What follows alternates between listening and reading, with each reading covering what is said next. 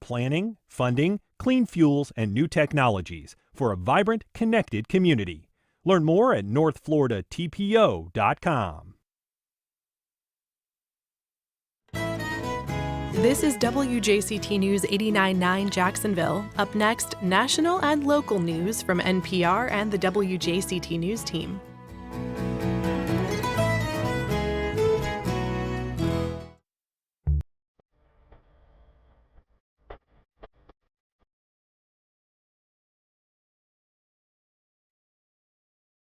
Good morning and welcome to First Coast Connect. I'm Ann Schindler.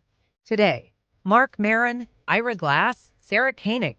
A new documentary traces the evolution and triumph of podcasting. We meet the director ahead of the screening of the film Age of Audio here at WJCT Studios. Then, from Melville's Whale to Kafka's Cockroach, we're diagramming some of the greatest sentences ever written. And a baby picture of the universe? Our resident spaceman gives us a lesson in the oldest light in the cosmos. Join the conversation. Give us a call on air at 904-549-2937 or head to firstcoastconnect.org where you can find all the ways to connect with us and sign up for our new daily newsletter. Stick around. We'll be back right after the news. From NPR News in Washington, I'm Corva Coleman. Texas Attorney General Ken Paxton has won the Republican nomination for the U.S. Senate in yesterday's runoff primary election. He defeated longtime incumbent U.S. Senator John Cornyn, who conceded last night. I've said throughout this race that I trust the voters of Texas, and they've made their decision, and I must respect it. Cornyn offered the concession after a drawn-out and heated race with Paxton.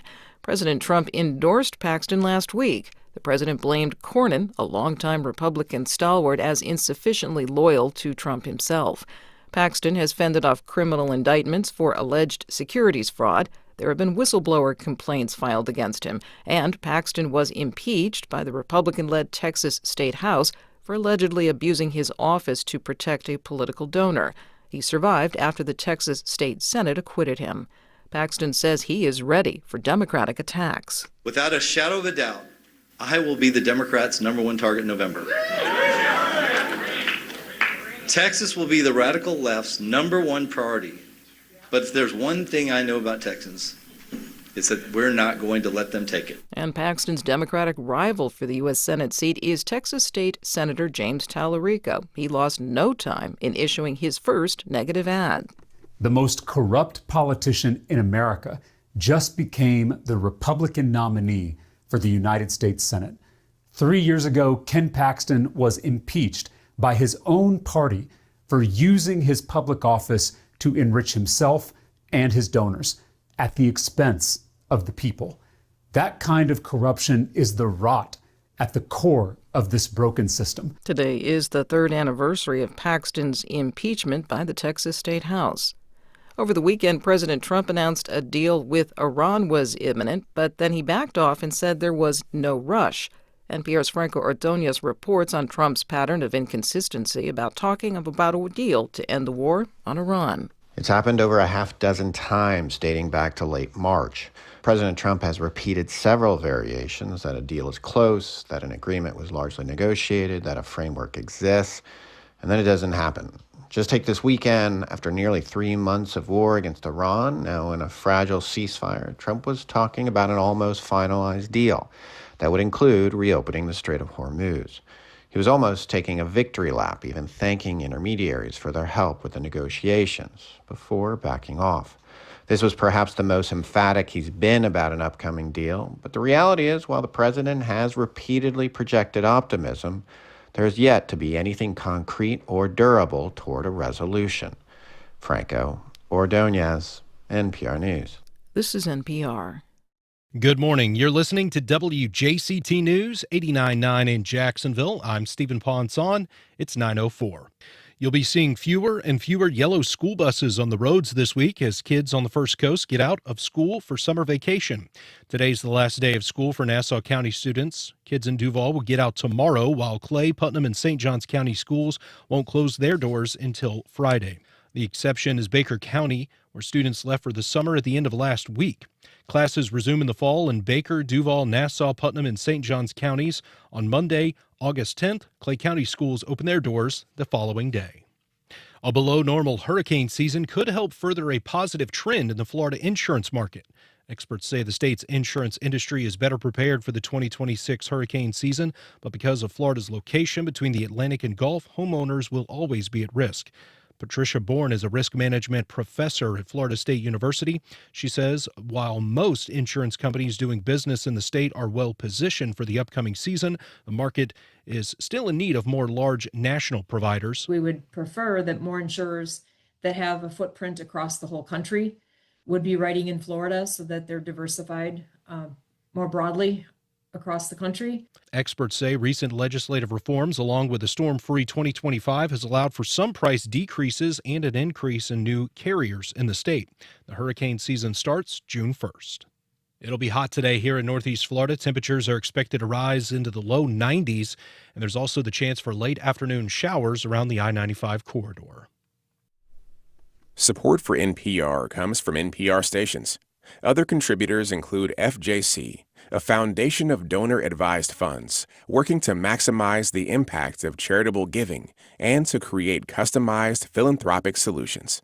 Learn more at fjc.org.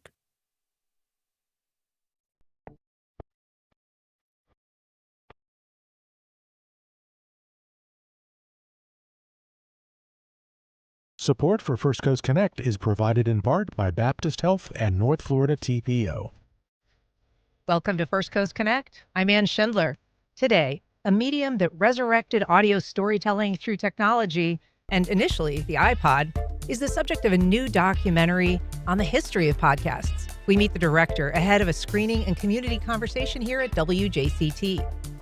Later in the program, from Yoda's inverted dialect to Samuel Jackson's profane diatribes, we break down the power of syntax with a new author. But first,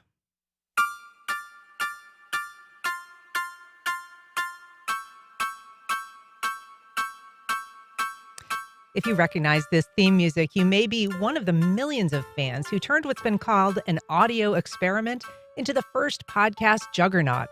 The investigative and episodic serial podcast helped shape the genre, but it is just one part of a surprising and colorful history, which is the subject of a new movie. Here to discuss it, we're joined by filmmaker Shaun Michael Colón, director of the new documentary Age of Audio. Shaun Michael, thanks for being here. Good morning. Thanks for having me. I appreciate it. We're also joined ahead of this special screening of the film next Wednesday by Badr Milligan. He is co-founder of Jack's Podcasters United, which is co-hosting the event. Badr, welcome back. An honor to be here. And we're also joined by our director of podcasting here at WJCT Public Media, Letitia Barriola. Good morning, Tish. Good morning, Ann. So I want to ask you, Shaun, do you have a working definition of podcast? Because you trace the evolution of this format, and it includes everything from the guy in his basement to A-list celebrities, audio only to video is the main component. How do you define a podcast yourself? Man, that's such a tough question these days. It's really shifted so much even since when we started the film. I believe it to be an audio first program that is distributed widely through mostly RSS is what I consider to be mostly a podcast. But I think the definition is definitely a little more in the gray area than it's ever been. One of the things that you begin with is this fascinating tracking of how the podcast was created, and particularly interesting that it predates the iPod. So we all think of it as very much tethered to this format, and that allowed people to have this mobile technology to carry around these podcasts and listen to them at any time. But you mentioned RSS. That's something that we often see on the corner of our websites. We don't necessarily know what it means. Can you describe what an RSS feed is and how it helped initiate this new era of audio creativity? Well, it's actually a pretty amazing little piece of code that's open source, which means no corporation or no company owns it, that allows a creator to upload their program and lets a listener subscribe to it. So RSS stands for Really Simple Syndication, and it was initially created for blogs, but then quickly found its way to audio and really created the first ability for wide distribution of audio outside of radio through the internet. And as I spoke before, it's not owned by a company, so anyone has access to it. And it was, I think, a really momentous thing when it was created by Dave Weiner and in a lot of ways Adam Curry, the former MTV VJ. So Adam Curry is somebody that I heard the name and I thought I knew it, but it wasn't until I saw the picture of him that I was like, oh yeah, Adam Curry with the big hair on MTV. He was a really famous and popular VJ at the time on that channel.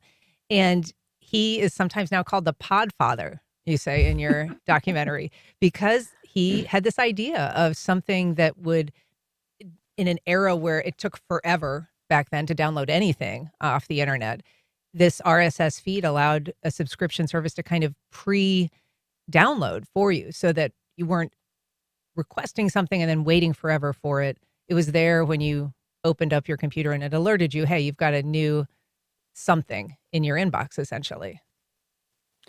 Yeah, I think we all take for granted with Apple, iTunes, and Spotify, where you can just go listen to anything in the moment, and the quick speeds that we have access to these days, even just on our phones. But back in the day, in the early 2000s, it was a little more challenging, and Adam Curry and in a lot of ways Dave Weiner, who was one of the inventors of blogging in a lot of ways, really created this thing that allowed for, at the time, a lot of tech nerds to be able to download these things to their MP3 devices. You spoke about earlier, it predates the iPod. People were kind of downloading these things to their computer and then eventually to the little portable devices, MP3 players. It was really Steve Jobs adopting the RSS feed and asking Adam to put it into the iTunes that really exploded the availability of these things and really brought it a lot more mainstream. But yeah. I want to ask you about that too, because you make a point of it in the film that when the Steve Jobs of the world brought Adam Curry's podcast and brought this new format into their technology, that they didn't request to own it. And that became a really important thing, because we know that Apple certainly commodifies all kinds of things, whether it's the plug that you use to put in your phone that doesn't fit any other, devices. They've been very proprietary about a lot of things, and that has given them great control and earned them a lot of money. But this particular creation, they didn't monopolize it. They just used it to draw people into their devices and kind of tether them to their devices. But it remained kind of an individual creation. I think it was a really smart move on Apple's part, really. I think they really kind of saw that if you didn't own it, then, and it was an open community of just people creating things because they wanted it, it created value for the device that they had. I think if you own something like that, that means you have to control it, you have to manage it, you have to most likely pay people for it. And here was this free content that really increased the value of their device and allowed them to tap into the creativity of all these people making these things and give distribution to those things. So it benefited the people making things as well. But they saw it, I believe, as a way to increase the value. And there's something to be said about the intimacy of podcasting. So not only do you have content for your device, but also you feel a certain way about your device because it's bringing you all these voices in your head and you have an emotional connection to it. And I think that emotional connection is something that is hard to quantify and put into dollar value. But if someone really feels very strongly about their podcast and they closely associate that with their iPod or their iPhone, then it really creates this really emotional connection with the device itself, and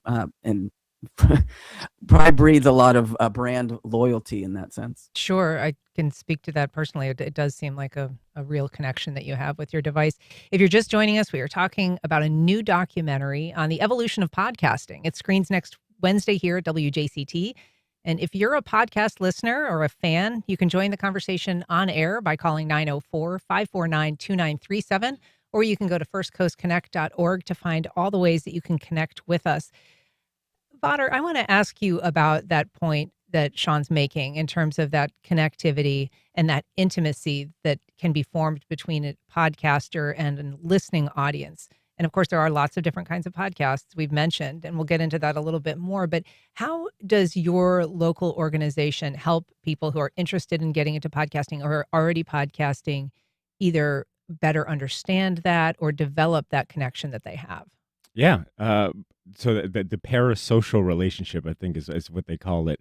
So the Jax Podcasters United group, we give the podcasters aspiring or, a journeyman or even seasoned pros like the tools needed to grow their podcasts, to become better podcasters, by also sharing like our own personal anecdotes and stories about building communities and,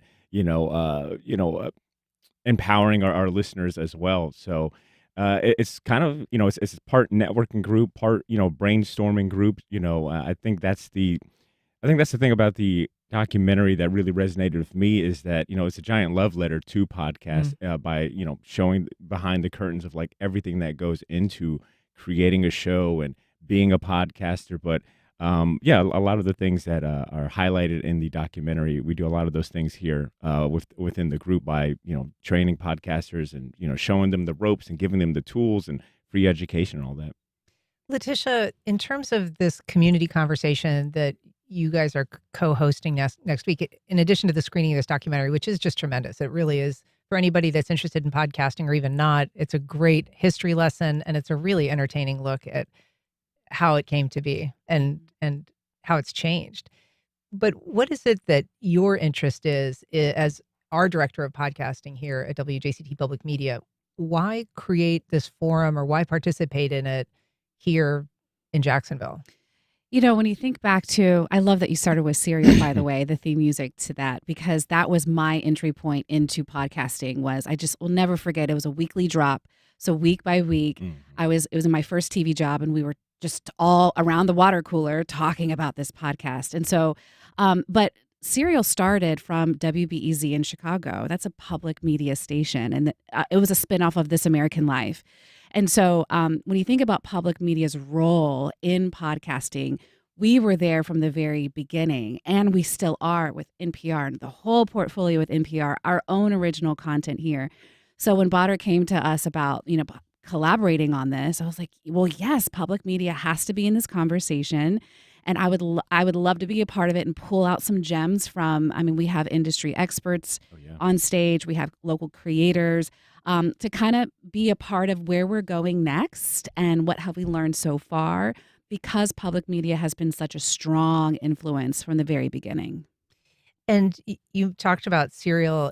Shaun, I think it's really fun in this movie that you created.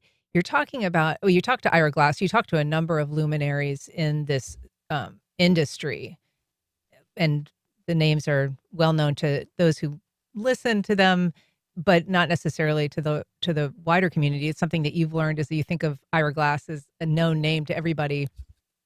And sometimes it's not. But you talk in the film about how initially there was a skit that Fred Armisen on SNL had created, didn't make it past dress because it didn't kind of get the audience response.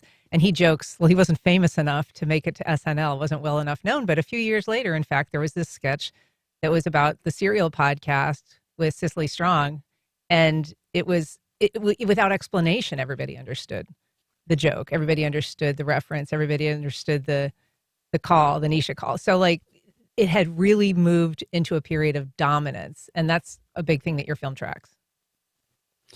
Yeah, I think that once you get parodied on SNL and it makes it live, in the film, we kind of joke that Ira Glass is famous to a certain group of people, but not famous enough to have a sketch written, but not have it air.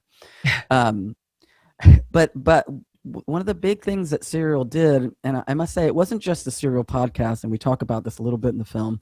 It was also when Apple put the podcasting app on the iPhone. So they kind of happened at around the same time. So you had the convergence of the technology and the distribution alongside some amazing content that was compelling and well produced. And I think they kind of met the moment. And because it became the first podcast, I believe, to be hit 1 million downloads, it exploded into the zeitgeist. I think a lot of tech people and some other people had known, especially NPR people, may have known about podcasts, but Serial was the moment where it kind of broke through, and just your normal, regular, everyday person was like, "Oh, I've heard of that," and where they could parody it on SNL, and people knew what they were talking about. I think SNL can definitely be a bellwether of what is cresting in the zeitgeist.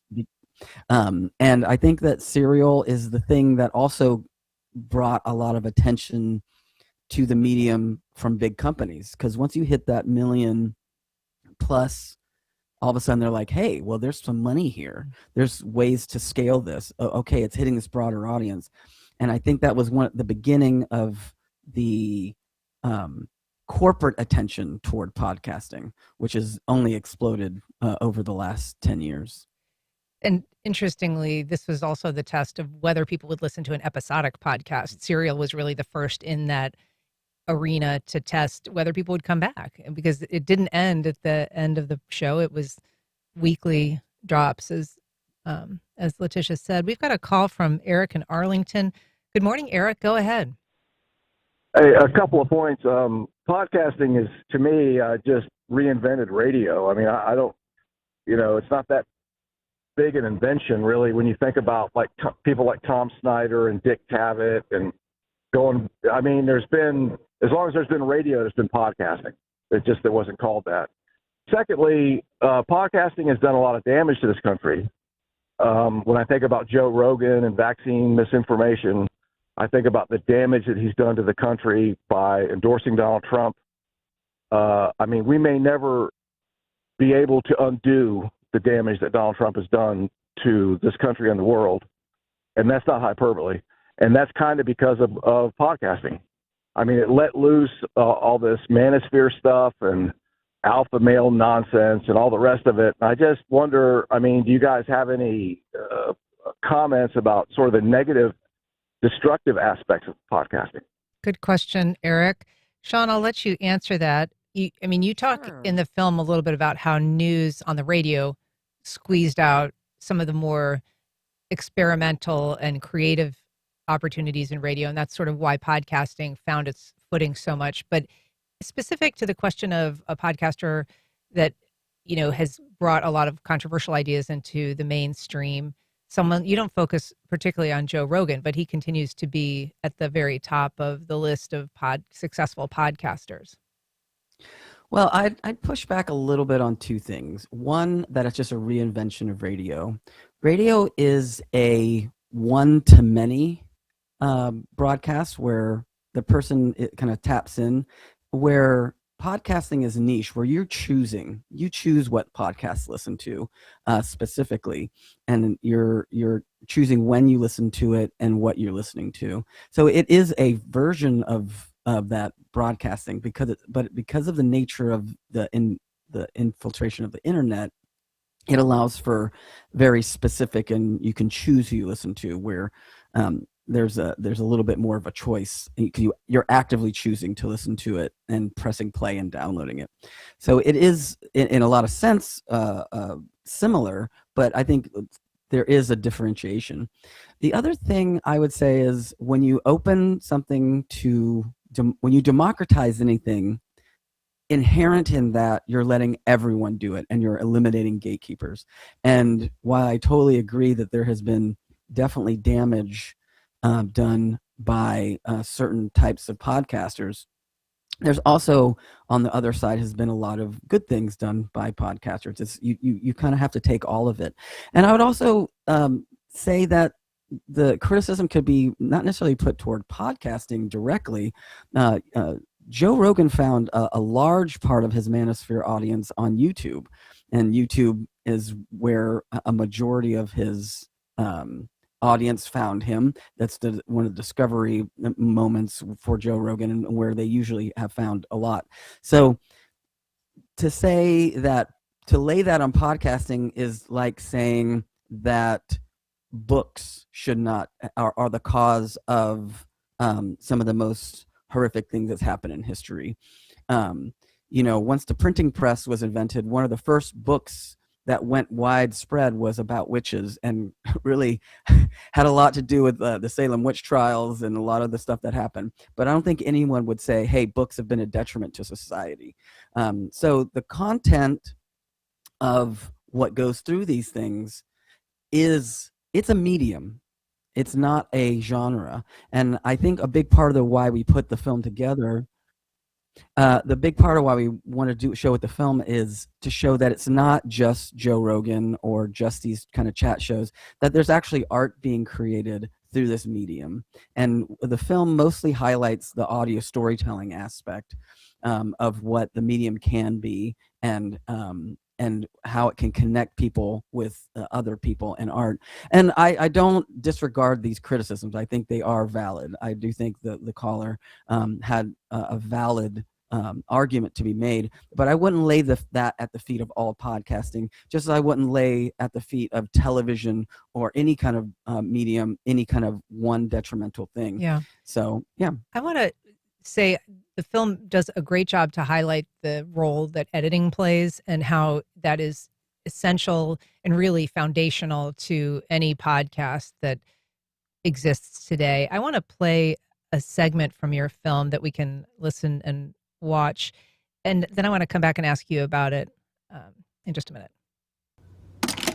A brief digression about editing. Editing is crucial in my experience, because in my experience, any story that you're trying to make, what you want is for the story to be amazing, but what the story wants to be is mediocre or worse. And the entire process of making the story is convincing the story to not be what it wants to be, which is bad. And turning it slowly from the bad thing it's trying to be, where the sources are inarticulate and you don't know how to structure it, and the structure you make doesn't work, into the shining, gleaming jewel that you have in your heart. That is editing. It's a great segment. It's really well edited, Shaun. And I want to just ask you about your decision to put that spotlight on the people who are actually making the editing magic happen in this film. I am so glad you played that. That is was helped put together by an amazing creator named Daniel in Germany. He's an amazing. That's his family. That's on top of that mountain, unfurling that. He put so much. I commissioned him to work with me on that segment for the film, because he's such an amazing talent, and I felt like that little speech. That's Ira Glass speaking at a commencement speech at Columbia. And I think it really is a nod to something that happens behind the scenes that we don't see a lot. And I wanted to be able to highlight that a little bit. An editor, not just someone who's actually putting two pieces of audio together, putting two pieces of video together. An editor is someone who's really helping a creator find the vision of what they're trying to share with someone. And a really good editor is supporting art. It's making sure it really can be the best thing it can possibly be. And I think that it's such a behind the scenes aspect. Editors rarely get the spotlight, if you will. And really, there's a thing in film where they say a film, especially a narrative film, is made 3 times. It's one in the writing, one in the shooting, and finally one in the editing. Because that is the thing. If you think of your favorite movie or your favorite narrative podcast, the fingerprints of the editor are there. But if they're doing their job right, you don't even notice them at all. it's just something that you feel, and you don't really feel the edit. You feel just this amazing story being told, not knowing all the things that were cut away, or all the choices that were made in that editing process. So yeah, I really appreciate that you played that. Potter, when it comes to editing, a lot of people simplify or oversimplify what a podcast is, and because a lot of it is made to look very rudimentary, even ones that are produced, sometimes it looks like two people are talking and you don't realize that in fact there have been a million small edits made so that it moves and that the flow is better, and people may not realize all of the labor that's involved. And so how do you help educate people about that task, perhaps the cost, perhaps the enormous amount of time it might take to make something that is just a conversation into something that actually is good to listen to? By telling them the reality of it is that editing requires, being willing to learn, to be a little technical. A lot of times when we're dealing with like new podcasters, they think it is as simple as get on the mics, press record, and, you have your show, which, in some cases, that is fine. I think that is the beauty of podcasting, is that it does welcome a wide range of skill level, and it can be whatever you want it to be. So if you want it to be raw, then yeah, you can, not do any editing. But I think editing is what separates the novice, newbie from like an expert, a pro. And it does take a lot of out. I mean, to echo what Shaun said, I love that we played that clip, because in watching the documentary, that was the part of the doc that really spoke to me. It's like, oh wow, he's speaking to like podcasters like myself who have put in so many hours, so many years, like of putting out, subpar quality and learning the editing and why it's important. So I think what we like to do with the JPU is to show the importance, to like, point to something like a Serial or This American Life and say like, behind the scenes, there's these, thousands of hours that went into all these decisions that went into like what stays in, what sound effects come on. And one thing I want to say really quick, the documentary showcases not only Ira Glass, but it's awesome that Julie Schneider, the producer of, Serial and This American Life, is also given a spotlight, because, we all know Ira Glass, but to put a spotlight on the person behind the scenes that, is doing the wonderful work of editing is, I think, really important. Yeah, that is great. Tish, we have a podcast recording studio here at the station. And so you also work with people who are coming in on the front end. Some might not have any experience or be wanting to just try it out for the first time. What are some of the things that you tell people when they express an interest in getting into the podcast world? I think it's super helpful to not do it alone. Not do it alone, which is why I love supporting Jack's Podcasters United. Because when you're alone with a microphone and like a script, and you got to push play by yourself and navigate hearing your own voice, it's just a lot to put on someone who's new. So I tell them that, talk to someone who may have a podcast, or reach out to a community, or call us at WJCT and say, I'm interested in this, because it makes the process, even when I work with our clients here, I'm sitting with them, I'm looking at their script, they're nervous, and it's like, okay, so what story do we want to tell? And how do we want to tell it? And so having that energy of another human next to you is super helpful. So try not to do it alone. And you've got a great background in storytelling. Obviously, you were in television, you were an anchor for years here in Jacksonville. I think back to the guideline that it would be an hour of editing for a minute of TV content.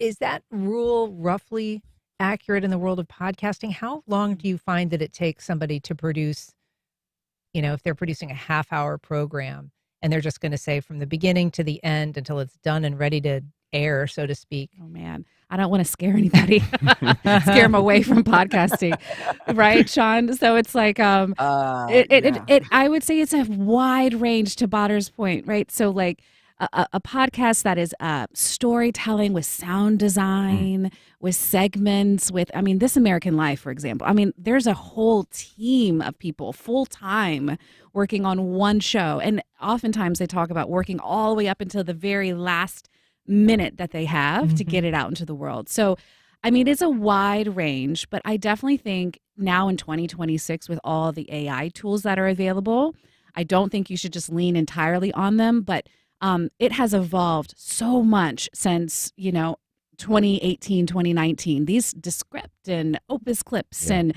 Podcastle, these things didn't exist, but AI has actually made it a little easier for beginners to navigate. It's a little bit more user-friendly to figure out how to condense your podcast into something that's listenable and enjoyable. Yeah.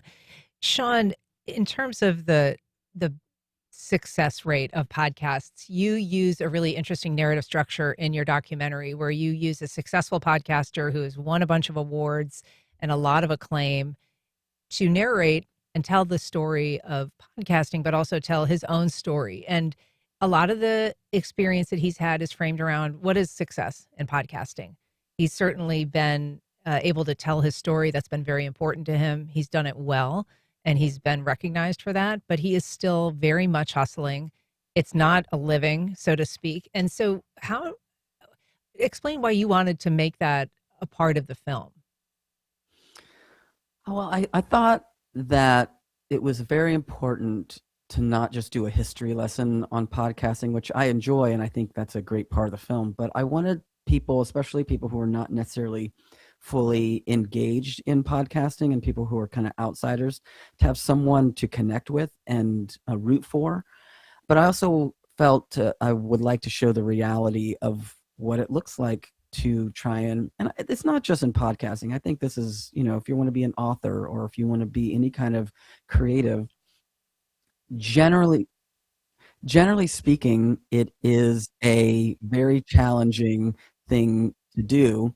And I would say that it's very challenging to do something creative and make money doing it. And Ronald, he's so great. He's got the greatest laugh. His storytelling is so well done. And he did kind of hit the heights of what a lot of people would consider success, which is hitting the New York Times top podcast, winning lots of awards, and still finding it challenging to, pay rent or pay his car tax or pay the different things that he needs to do to live as a regular human being. Now, Ronald is a hustler, and he is constantly doing lots of different things. He has multiple podcasts. He has a Patreon. He is, on television and doing live performances, and he's really someone. So I hope it doesn't come off in the film that we should feel bad for him by any means, but really to show that when you're committed to making something good and you're committed to telling your story, there's still going to be challenges within our current system where certain things are valued more than others, that it can be something that you really should love to do, and that you're doing it for a reason that is more than just monetary gain. Now, not to say there are lots of people who make money in podcasting. As I said before, it's a medium. So there are tech bros that can sell their books. There's people who find other ways to use it as a filter to bring in clients for maybe a real estate thing, or there's lots of different ways to use podcasting. Like I said, our film kind of focuses on the more narrative storytelling side. But really, I think the passion should be the first thing. There's a statistic, I think it was last year, that came out that said that only 90% of people who make podcasts, and there's 300,000 active podcasts, that means they publish at least once a month, that are making zero money. They're making no money at all. They're not bringing any revenue at all. That's 90%. That means there's 10% that are making some money, and really the only top 1% and maybe 0.5% are actually making real money at it. And I don't mean this to dissuade anyone. I think if you really feel like you have a story to tell and you have a something you want to tell someone and you want to get it out to people, podcasting is still the lowest cost but highest benefit of all the mediums. I say that as an independent filmmaker. Yeah. Like where independent film can cost upwards, $20,000 up to hundreds of thousands of dollars to make, and really requires a lot of resources. Podcasting, if you're doing something audio only, or even nowadays with the phones that are available and the cameras, the cheap cameras that are available, It is possible, and it just depends on what your goals are. Right.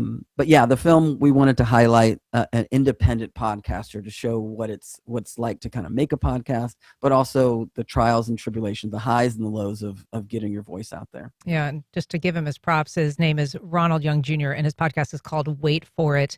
The event is called... let me say, sorry, I didn't mean to interrupt you. He also has a great film review podcast called Leaving the Theater, and I think it's a weekly podcast, and I highly recommend people check that out as well. All of those mentioned in the film Age of Audio. There's a screening and discussion presented by WJCT Public Media and Jack's Podcasters United group. It is Wednesday, June 3rd. It's here at WJCT Studios, doors at 6. RSVP is requested. Bader Milligan, Letitia Barriola, Shaun Michael Colón, thank you all so much for being here today. Thanks for your film, Shaun. Thank you so much for having me. I really appreciate you guys. All right, up next, Nerd Alert. A language lover breaks down the most famous and beloved sentences into their raw materials.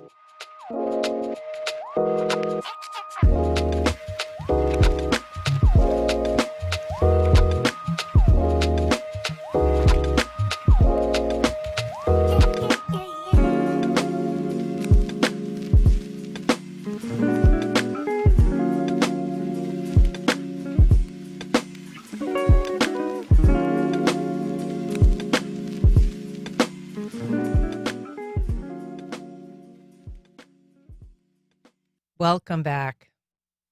Enough is enough! I have had it with these snakes on this plane! Well, if you've ever wondered what gives certain sentences their undeniable punch, there's a new book for that. Here to tell us about it is Man Martin. He's a novelist, former school teacher, and author of This is a Book of Sentence Diagrams, a journey through the sharpest, strangest, and most stirring lines ever constructed. He joins us via video. Man, thanks for being here. It's wonderful to be here. Thank you for having me. So we mentioned there one of the sentences that you diagram in this book.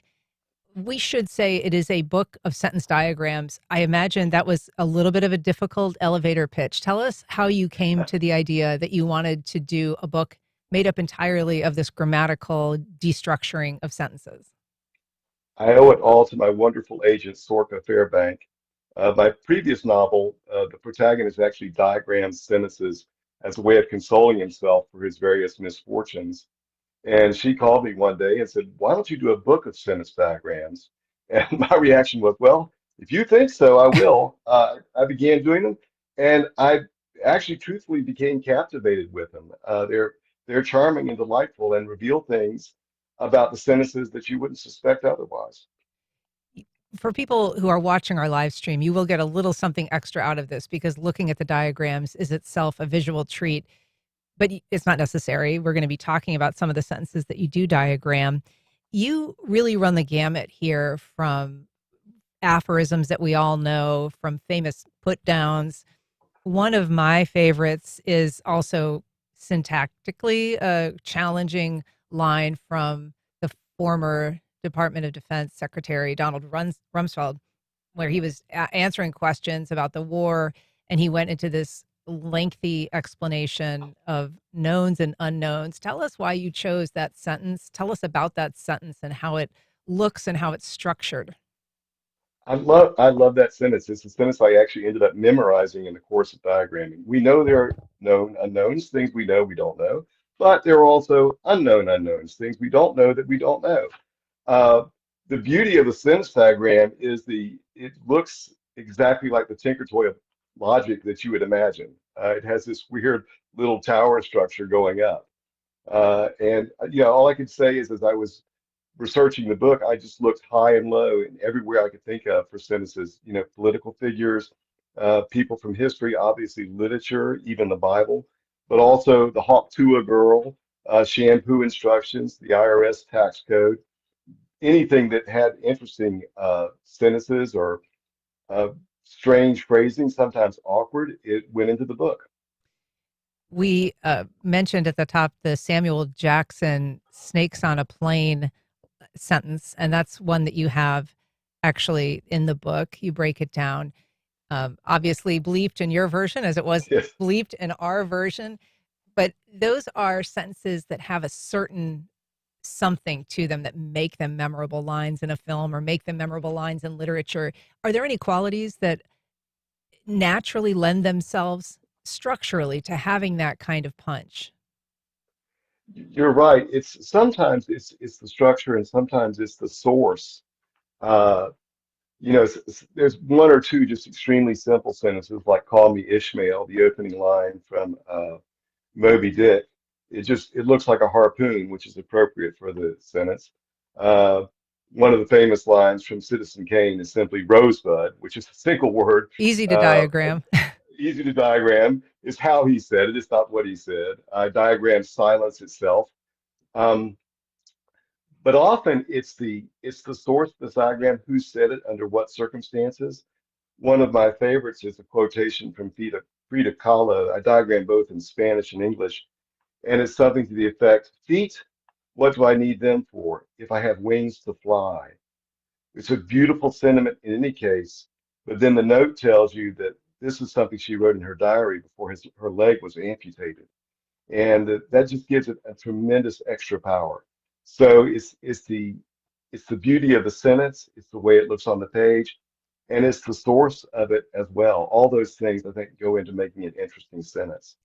The incredible complexity of some sentences, like the opening lines of the Gettysburg Address, you diagram that sentence that many people will know, the 407 years ago, but it is full of tangents and, towers, as you say, and angled lines shooting off of it. Is there something about diagramming a sentence that makes us better understand its content?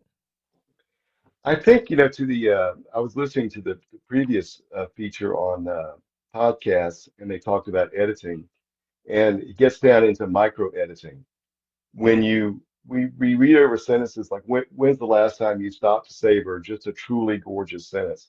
What sentence diagrams do is they compel you to look at it just word by living word and to consider every choice the writer makes, not just the word he uses, but the way he arranges them in the sentence. And there's a beauty to it. There is a trend in language that I think we've all noticed, particularly with younger generations, where words that may have served one purpose are now evolving into other words altogether. And you think of words like clown, which used to be just something in a circus act, and now has taken on, a different meaning altogether when people use it to describe, an action, like "don't clown me." So do you see how that, like, I feel like it's almost like an emoji culture that is turning symbols or ideas into different forms of speech because of how we use them in texting. How does that figure into the world of sentence diagramming? Well, I'll start by just observing this is something English has always done. We are very fluid with word meanings and how we use them. Shakespeare himself used uncle as a verb. He said, "Uncle me no uncles," which is a great line. There's a challenge do we want to preserve English as it is for all time, or do we want to take a snapshot as it is in this century at this moment that can be enjoyed later? Personally, I'm agnostic as to which it is. I know that these sentences are beautiful now, and I want to celebrate that. I hope other readers. This is not a grammar book. It's not to teach you how to do diagrams. Again, it's largely just an appreciation of sentences. I hope readers will find of all ages will find some of the same delight that I have found in these sentences. And yet, kids really aren't learning how to diagram sentences anymore. We were talking to a couple of our interns here yesterday. It's not something that they are familiar with. Does that trouble you? Yes and no. I was an English teacher, and I occasionally use diagrams in the classroom. I discovered it's not the most efficient way to teach grammar, but it does, again, make you look carefully at the sentence.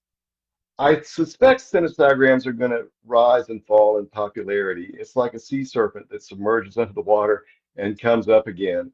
I think a lot of homeschooled kids are going to get sentence diagrams, and I don't know if they'll make a big comeback in terms of instruction, but perhaps as a kind of minor art form, they will.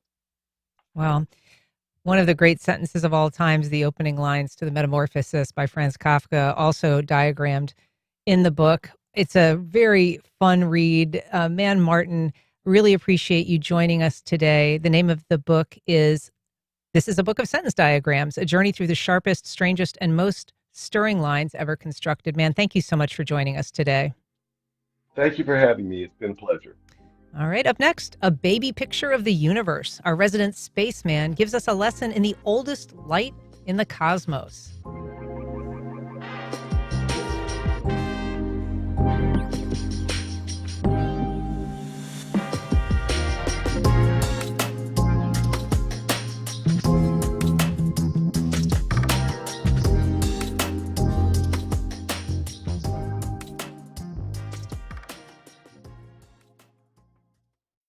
WJCT Film presents Singin' in the Rain, one of the greatest movie musicals ever made. A film preserved in the Library of Congress, celebrated around the world, and ranked among the top 10 films of all time. Singin' in the Rain, starring Gene Kelly, Debbie Reynolds, and Donald O'Connor, unforgettable songs, dazzling choreography, and the iconic moment in the rain. WJCT Film presents a true Hollywood classic in glorious Technicolor. Wednesday, June 10th, doors open at 6:30, film at 7. WJCT.org/film. On the next Fresh Air, Ben Rhodes. He was a speechwriter and deputy national security advisor for President Obama. Rhodes has written a new book collecting and commenting on some of the most inspiring and the most divisive political speeches in American history. It's called All We Say, The Battle for American Identity in 15 Speeches. Join us. Today at noon on WJCT News 89.9. Google now has a new AI search bar. Instead of links, it gives you AI synthesized answers. No need to go to websites, no need to read original information, no need to explore the actual internet. Some are calling it the death of the internet. Game over, guys. Google just cooked the internet. It's over. Google search is changing forever. It's not going That's on the next On Point. Today at 11, here on WJCT News 89.9. DHS is set to construct new border security measures around Big Bend National Park in Texas, despite public outcry from residents and environmental advocates. After waiving environmental protections and scoring billions in federal contracts, the Trump administration says it won't build a wall through the park itself. For the latest in our local Spotlight series, what we know about construction in Big Bend. Next time on 1A. Today starting at 10 on WJCT News 89.9.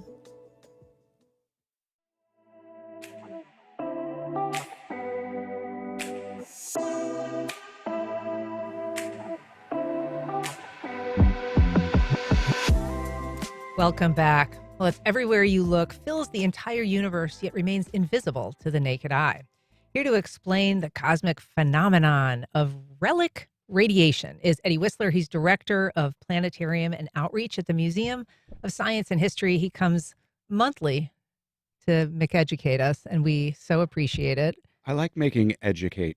Yeah, well, You're great at it. You make good educate.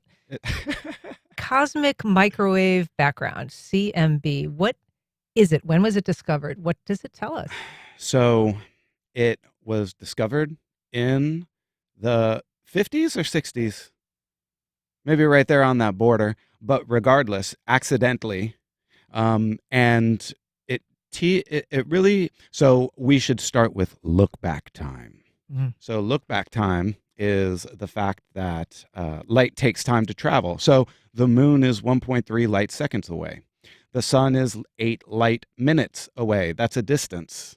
It takes 8 minutes for light to travel, and to get to us. You've never seen the sun the way that it is in that moment. Nearby stars are tens, hundreds, thousands of light years away. Depending on how bright they are, you could see them in the nighttime sky. So the light takes that long to get to us. That's how far away it is.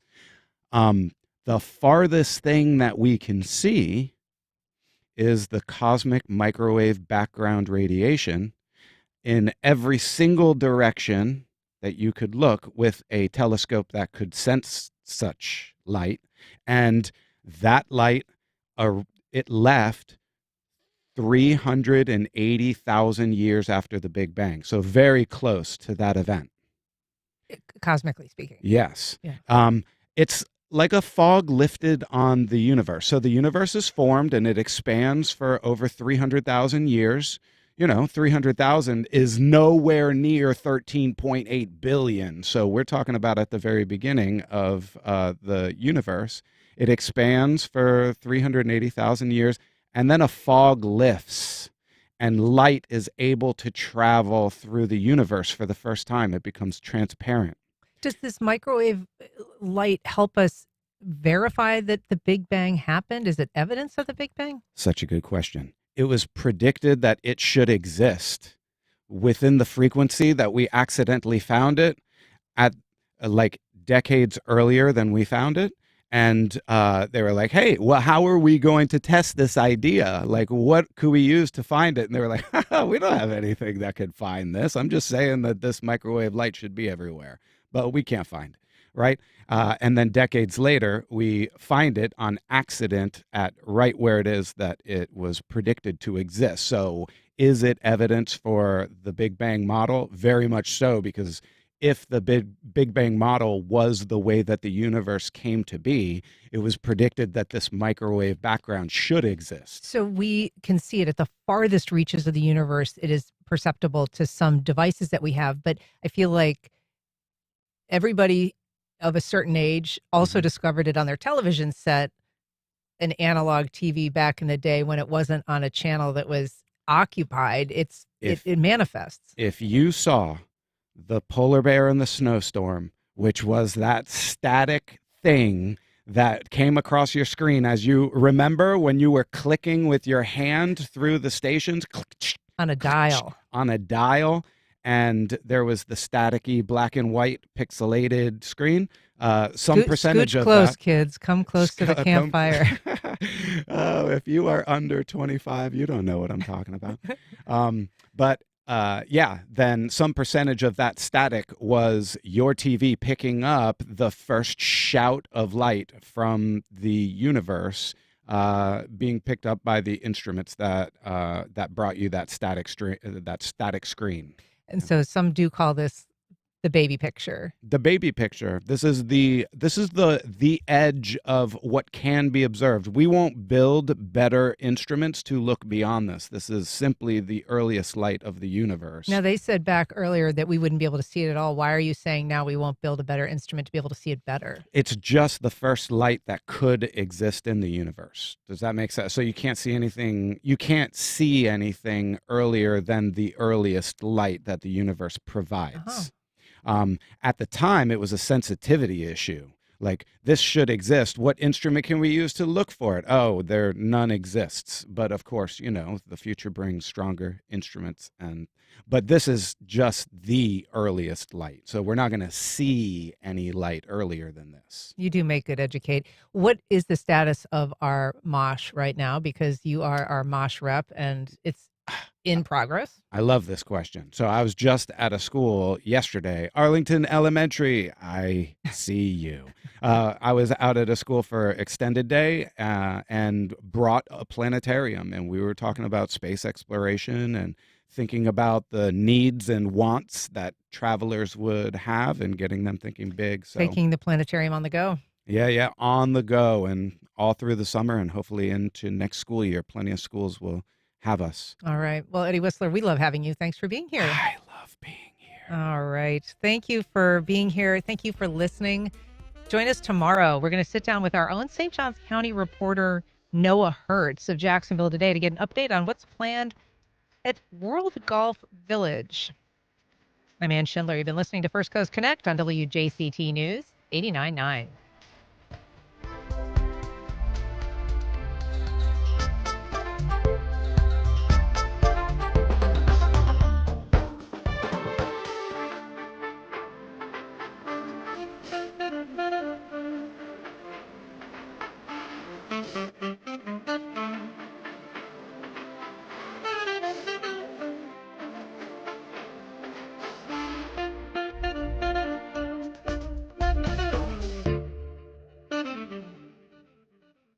Support for First Coast Connect is provided by Baptist Health and the North Florida TPO. Baptist Health is a proud supporter of First Coast Connect. Baptist Health, committed to building a healthier community for all of us. More info at 202-4YOU or baptistjacks.com. The North Florida TPO is dedicated to transportation planning, funding, clean fuels, and new technologies for a vibrant, resilient, and connected region. More information available at northfloridatpo.com. Terrell Hogan Law.